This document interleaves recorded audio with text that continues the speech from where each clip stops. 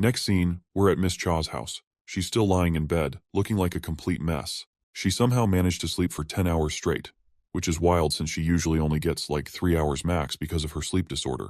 She wonders if maybe all that sleep was because everything she was stressed about is finally gone. The scene then flashes back to the past, where we see GA and Miss Cha sitting together. GA explains that she's taken care of the legal mess with her old agency, and now she's free to choose whoever she wants to work with. Miss Cha points out that the dispute with the agency was only half the problem. GA then reassures her that if she's talking about that filthy rich guy, Dongjin Ki, she has nothing to worry about. GA figured out that he'd been threatening her parents, so she took the necessary steps already. Plus, KP Group has already confirmed that Mr. Kai was acting alone and promised no harm would come to her family. Seoha finds it fascinating how GA just handled everything so smoothly, but she's curious and asks why GA is going out of her way to help her. GA admits that their affiliate has been interested in working with her for a while, but mainly, it's because Jin wanted to fulfill his duties as a bodyguard. In the present moment, that last line about our boy is still echoing in Seoha's mind. She quickly hops out of bed, and later, we see a van parked outside her house. When she steps outside, a bodyguard immediately greets her, introducing himself as Suhun Kang from SW Corp, saying he'll be on her security detail for the time being. She's both shocked and surprised to see a new man coming instead of Jin, so she asks this guy why our boy did not come. And sadly for her, the man explains that Jin has quit. Hearing this, she feels a wave of sadness, but she quickly puts on an awkward smile and greets her new bodyguard, and the guard could not help but to blush a bit. Later we find ourselves back at the agency, where Seoha is recording a podcast with another lady.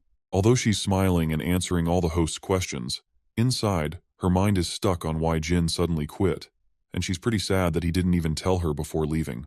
The scene cuts back to our boy, who's now in GA's office. She tells him that Seoha Cha will be signing with SW's entertainment division and that her old agency and Donggun Ki have been dealt with. She explains that they've been playing fast and loose with the law for a while, and they've got plenty of dirt on them to keep them quiet. Our boy thanks her, but she reminds him that he's the one who asked her to handle it since protecting Seoha is SW Corp's duty. After that short visit, Jin heads out to leave, and as he walks down the empty corridors, his phone suddenly rings. He checks it and sees it's Daeon texting him. Apparently, she is asking if he was a bodyguard for Seoha because Jaehyung and Youngchan mentioned this morning that he even went to the game room with her. Jin responds positively in his text message and explains it was part of a field assignment for the security training program. Daeon quickly gets excited and points out that if she had known this sooner, she would have requested him to get an autograph or something from her. Looks like Jin has finally found out what gift he might get to his sister after all. Anyway, while he's chatting with her, his steps slow to a stop when he sees Seoha right in front of him. She quickly plays it off like it's such a huge coincidence that they ran into each other here. Her guard in the background thinks to himself that she literally came out just because she heard Jin was around. Anyway, she mentions that she's here for a meeting and then asks if they can chat for a minute once they're outside. When they step out, she begins the conversation by thanking him for everything, but he quickly replies that there's no need for thanks since he was just doing his job. She looks a bit down while asking why he suddenly quit. He explains that he strained himself and felt some pain around his wound, so he decided he wasn't fit to continue working in those conditions. She's surprised and asks if he got injured while working for her, but he quietly states that it's just an old injury from his past. When she inquires if it's serious, he says it's just a broken rib. Then she extends her hand and asks for his phone.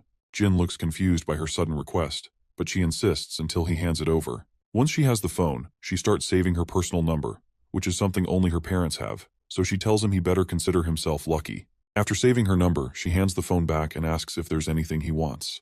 At first, Jin doesn't get what she's saying, but she quickly clarifies that she'd be happy to fulfill any request as a gesture of goodwill since he helped her so much. Jin stays quiet for a moment and then asks if she's sure he can ask for anything. She confidently assures him that he can. The next scene then picks up at the school. Inside the classroom, everyone's jaws hit the floor at the unexpected sight before them. Meanwhile, Daeon is packing up her bag, planning to swing by the store later to grab some beef for dinner. Out of nowhere, a bouquet of flowers appears in front of her face. When she looks up, she sees Seoha standing there with a bunch of beautiful blooms, looking just as stunning as the flowers. Daeon is totally stunned, having no idea why Seoha is there. The woman lights up with a smile, excitedly says she must be Daeon, and wishes her a happy birthday while handing over the bouquet. After that, the lady decides to snap a selfie with our girl, and once again, the whole class is in shock when Seoha invites Daeon out for dinner later that day. The scene then cuts to our boys' class, where everyone is blown away to find out that Soeha is currently in the school. We then also see our three idiots making a beeline to catch up with her. Meanwhile, our boy starts packing up his bag, thinking about how he only asked for an autograph, but she's doing so much more. For those who want to see the magic, here's the cute selfie of the two of them in one frame.